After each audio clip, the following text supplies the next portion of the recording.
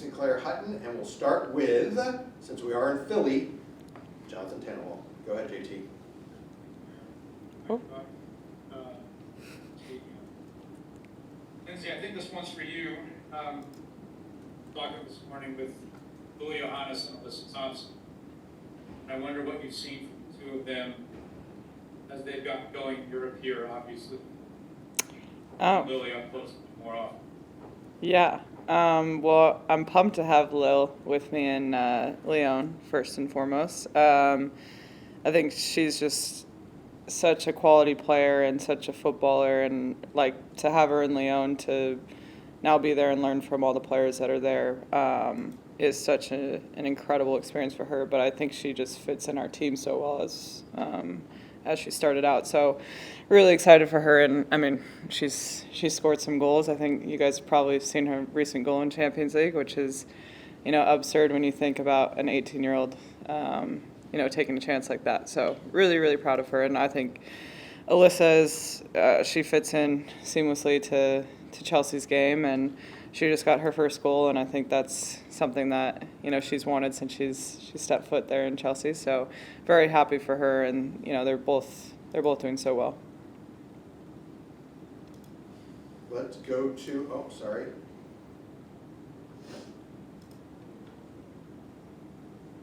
Hold on. Let's go to Henry Bushnell. Go ahead, Henry. Thanks, Aaron. Lindsey, a bit of a big picture question for you, I guess. At multiple points in your career, you've had a decision to make between going to or staying in the NWSL and going to or staying in Europe. As you were making those decisions, how much was the national team a factor? Did you think or talk with coaches about the impact of the move on your national team standing?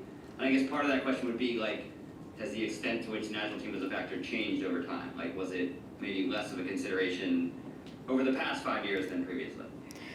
Yeah, I mean, I think my initial decision when I was at PSG to come back to the U.S. was made because of a conversation with Jill and I. And I think at the time it was, you kind of needed to be in the U.S. because of, our camp status at that point where we had camp outside windows, and you kind of needed to be in the U.S. to be available for those, especially with the European windows and whatnot. So that definitely was a big factor, but one that I think Jill and I agreed on, and I wanted to do everything to be in that 2016 roster for the Olympics. But I think over the time it was more based off of me and what I wanted to do to challenge myself, and I always want the advice and opinion of my coaches and what they see for me as well. And obviously for us players, we want to remain in this in the national team, but we also want to just keep growing and be the best to our ability. So I think that's what normally goes into my decision making. Got it. Thank you. Thanks, Henry. Let's go to Andrew Jones. Go ahead, Andrew. Thanks, Aaron, as always. First from Claire, you've had a special season so far with Kansas City, and the move that you all made to add to a strong team was getting Ali Centaur in August. Can you just talk about your reaction towards that move? And for you, Lindsey, you also had a strong start to the season, the Lyon having a perfect 7-7 in both domestic and Champions League. Just talk about your view of your start there and seeing San Diego be at the top. Ooh, let's go, boys. Indeed. So for you first, Claire. Yeah, it's pretty amazing. I think Kansas City does a great job in developing players. So when I was talking to Allie while she was at Utah and when she was looking at clubs, that was something I was telling her about. And Allie is a player that just wants to continually get better. So the fact that we had an atmosphere and an environment that could bring her in for the soccer, and then as we're best friends off the field, it's pretty great to live 2 doors down from her in Kansas City. So it's pretty amazing. I was so stoked about it, and we have a great connection on and off the field, so it's amazing. Lynn's 2 questions. Love that. You start with Lyon and the finish for San Diego. Well, it's not finished yet.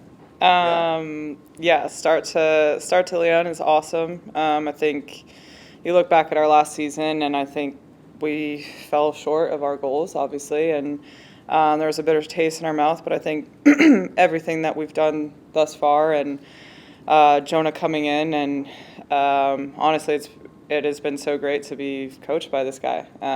He's done really well with our team, and I said it earlier after one of our Champions League games, but it's been really nice to just learn and grow in different ways, and that's what us players like to do. You want to keep learning, and you want to get better every day, and in a team way and an individual way as well. So very, very happy with our start. As for San Diego, I got to shout out my husband because I feel like I got to see all the behind-the-scenes work that went into creating an expansion team, hiring so many roles and getting players, and then you put it all together and play the way that they've played this entire year and season. I think anyone that's watched all of their games, poor Hife, Galaxy man over here, had to feel the San Diego. Truth hurts. Yeah. It's really incredible what they did, and to finish first in the West. I'm so happy for him and happy for my husband. So. Thanks. Jeff Kassouf, go ahead. Thank you both for doing this. I had a couple, if I can do one at a time, just for ease. Lindsey, just following up on the, there's U.S. players in Europe. I'm curious about, it obviously means crossing the Atlantic to come back for these games, and then maybe even crossing the country after that, and you've had that juggle for a while. Just what are some of the techniques you've implemented to handle the recovery and the mileage, and how different is that? How much does it evolve from like an 18-year-old to more seasoned veteran? How does that kind of change over time? Oh man, listen, I won't lie to you, it's hard, but I think that's the life of a pro as well. I think we've done a really good job of creating an environment so that we can get the best of all the recovery methods and whatnot, and I think we have become very knowledgeable of what we need to do individually, and I think you learn over time like what works best for you might not work best for the person next to you, and making sure that you figure that out on your own, and that's part of being a pro. That's part of being at the the highest levels, and that's part of if you want to go to Europe, you have to know that this is a thing that you have to work through, and you want to come back and play for your national team, and you want to be the best that you can for both. So that's part of the game. It's part of our life. So it doesn't get easier when you get older, but you've managed, and I've worked through what works best for me. And just maybe for either of you, Emma talked about this being the start of the road to qualification, a bit of a page turn maybe from the spring. Does it feel any different to you tangibly, any more focused or higher stakes from that kind of more experimental phase in the spring to kind of now 4 months later having not been together? Just for me to start, I've only experienced the experimental phase, and for me it's been pretty amazing getting this opportunity and having the trust that Emma does have in me and the other younger generation, everyone might say. But each camp we've gone into, she always shows the footprint or the gold print, she likes to call it, of what the next 2 years are going to look like. So it's pretty cool just to see and just know that we're taking it one camp at a time. Each game matters, each training matters, because at the end of the day, there's only a limited amount until the World Cup and until the Olympics. So for me personally, I do feel like, yes, there's a pressure to it, but at the same time, as we're staying present and we're staying focused on what we currently have, it keeps it consistent and it keeps everybody where their feet are at the moment. Well said. Thanks. John Lupo, go ahead. Thanks, Aaron. Question for each of you. Lindsey, Christian Press announced her retirement from professional soccer yesterday, so I was just wondering your thoughts on her as a teammate at the national level, just maybe what you learned from her playing with her, what she's like as a person, what she means to U.S. soccer overall, and also for Claire, playing for Vlatko with Kansas City, just having a coach or manager with that type of experience at the national team level, do you feel like that's helped you to prepare for this opportunity that you now have with the national team, and also being around players like Lindsey and other players that have been experienced at this level? What has that been like for you, going through this for the first time? I'm going to start. Kristen is, she's such an incredible person. I think, when I saw the news, I looked back on so many photos that I had with her on the field, off the field, and so many memories, so many goals, and that's like the first thing that sticks in my head, because Kristen, like, you would see her in training and you would see the type of finish that she was working on over and over and over again, and like with a smile on her face and joy in her face. It was such a cool thing to see, and like a special thing to see, because she just loved to work on it. But then you go to a game and it looks so effortless. Like, she would hit that exact shot that she was working on in training, and I was like, this is such a cool thing for a young player to look at, and to watch day in, day out, because she would just always do it. She'd grab Alyssa, put her in goal, and make her watch the ball go in the upper 90 20 times in a row. And then she'd be done with training and she would walk across the field. And I was just like, this is such a cool thing for me to see. And that's kind of how Kristen was. Like, she was so strategic about how she trained and what she did off the field, on the field, to put herself in the best case scenario, whether that was coming off the bench, starting a game, but making sure that she made an impact. And then we can also go into talking about her off the field, and then pick impact that she made in the women's game, for our national team, every fight that she had, our equal pay fight. Like, there's, such a long list, but for me, she was just a joy, and she had that smile, and just made things better. So very happy for her, and what an incredible career. Well said, Linz. Claire, you remember the question? Yes. Okay. Yeah, Vlaco has been great. I think having Kansas City as my first environment going into, and having Vlaco as the old national team coach, has been amazing. His attention to detail in training day in, day out is, I would say, second to none. And coming here, then seeing Emma do it, I was like, wow, they're very similar in that sense. And I think it's just a way of U.S. soccer, and talking to the players here and learning about what he was like when he was at camp and how it translates to the national team. It did make the transition easier for me. And then alongside with that, having players like Lindsey, where I can talk to her in camp, out of camp. She's like a big sister to me. And there's many other players like that. I've talked to Kat a bunch. She's awesome. But the players here just have very open arms, and if you need anything, you can reach out to them. So it makes it a very comforting environment to be in, and allows everyone to perform their best. Mm. You can literally see the knowledge being transferred between. We look like sisters, don't we? We do, yeah. Sean, go ahead.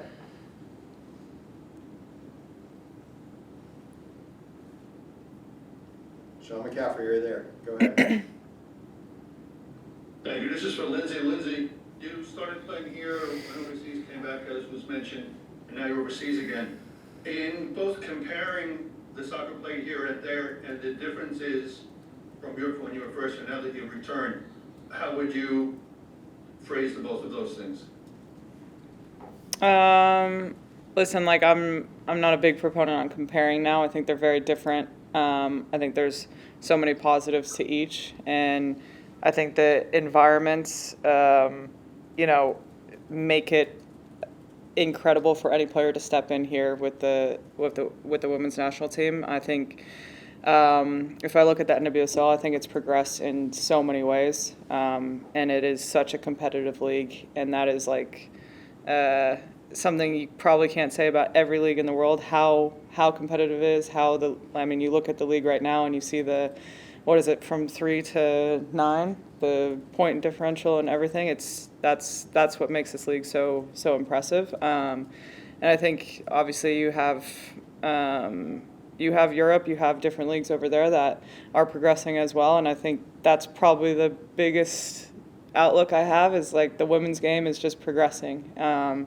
Teams are getting better, investment is coming in, and that is just the number one thing for me. So I'm proud to see the women's game growing in the way it is. Well said. Amna, go ahead.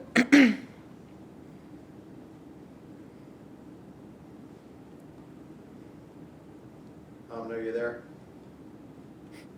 We lost Amna. Sorry, I think I clicked the unraised hand and not the mute, so hi. Appreciate the time, and now that you can hear me. Following up on the build for qualification, Lindsey, there's a lot of younger players, Claire sitting next to you, that haven't been through a cycle like this before. What's something that you tell them as, you know, it's always a competitive environment, but as it kind of ramps up. And then also, Claire, for you, so far, I know it's early in this camp, but like, what's been the best advice you've gotten from some of those vets?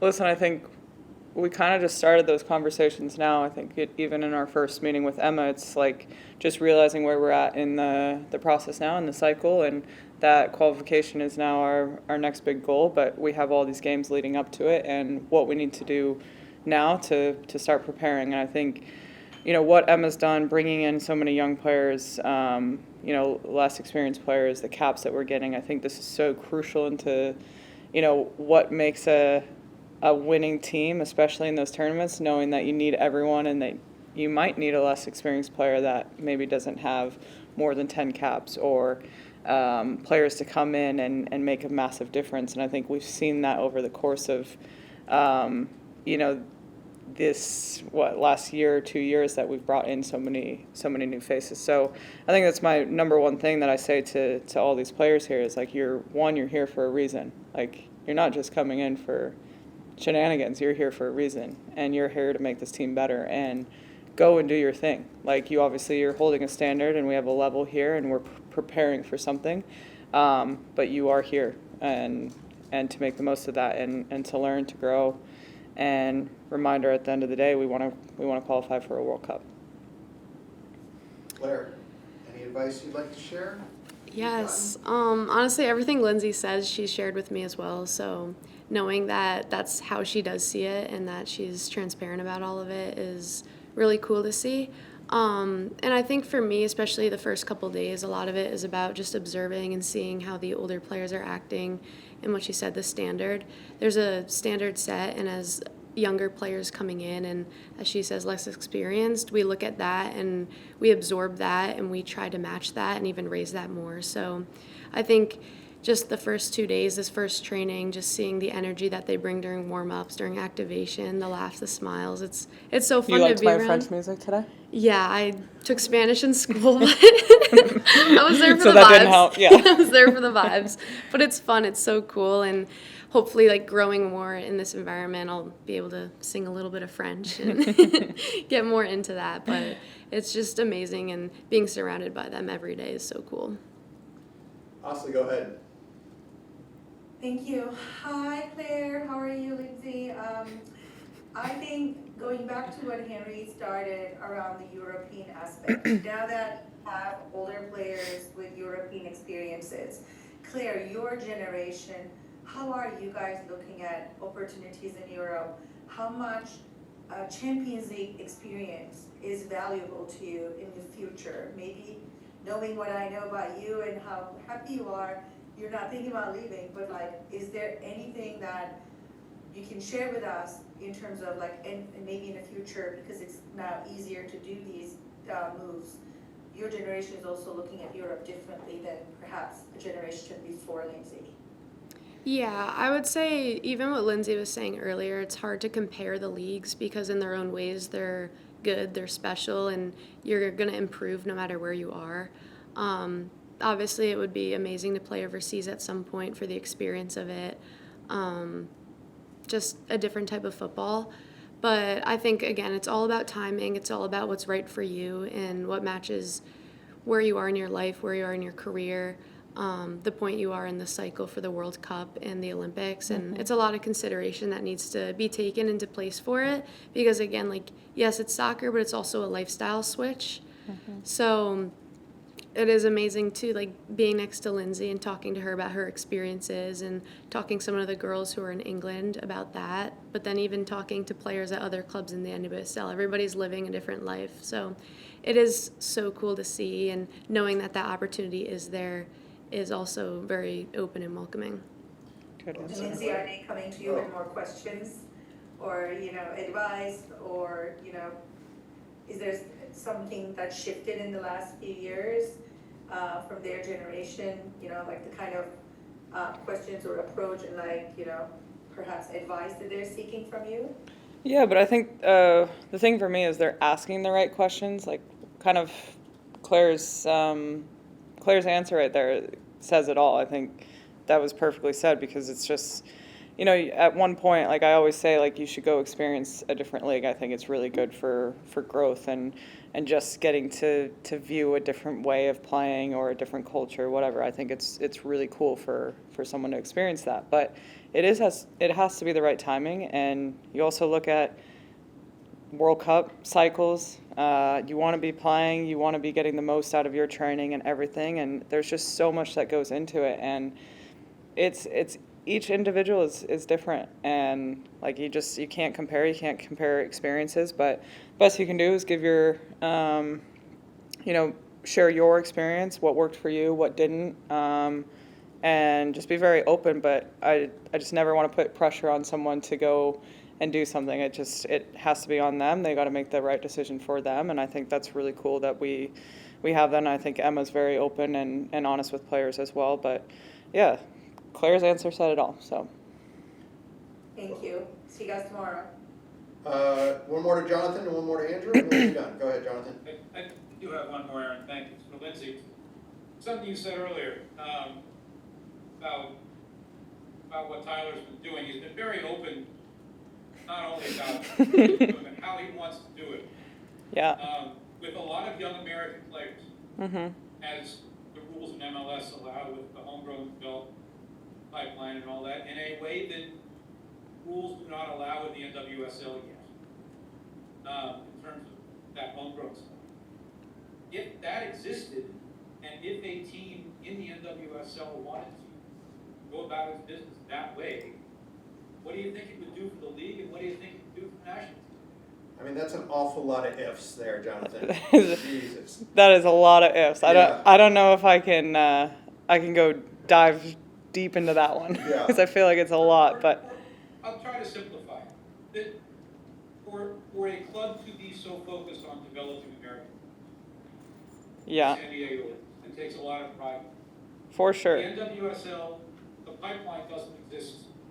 Rules are different in the NWSL about how you develop players, because there's no homegrown. What would it do for the national team if there was? How much would it help? I mean, once again, these are hypothetical, Jonathan. That's a really hard question for her to answer, which I can tell she's having a hard time answering. But I think it's funny because San Diego doesn't even have an academy right now, so it's very it is a lot of ifs. But I'll say one thing about San Diego. I think what they've done with their younger players and the opportunities that they've given them, and playing them, and how Mikey develops and coaches them is incredible. And I hope a lot of teams in the MLS look at that, because you take a player like Luca Bambino, who wasn't getting any time, that steps into San Diego, has been one of their best players. This is not answering your question at all, but I think that is the one takeaway I would put in. And it's clear that Lindsey is staying up late to watch games in France. Andrew, finish this up. Go ahead. Yep. Claire, what's your favorite thing about playing with Lindsey, and also getting your professional lessons there? And Lindsey, what's your favorite thing about playing with Claire, a little sister on the team? Right. So for you first. Well, just to start, it was cool. My first game with Lindsay was against Brazil in my second camp, I think. I think that was our first. Oh my gosh, yeah. Yeah, and that was like my second start ever and stuff, and she came in like the 70th minute, and it was like her, Sam Coffey, and someone else in the line. I was like, oh, let's go, the Avengers are coming. I was like, I get to share the field with the Avengers, let's go.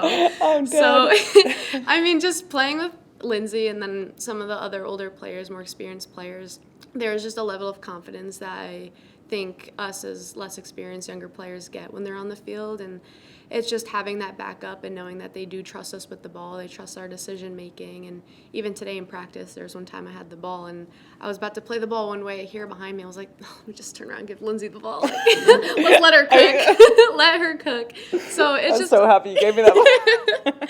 So it's just fun just to hear like her different ideas on the field, opinions, and whatever I can take from her game is going to be awesome. Being able to add that into mine is exciting. Oh, you've given me a lot of compliments today. It was cute. Oh.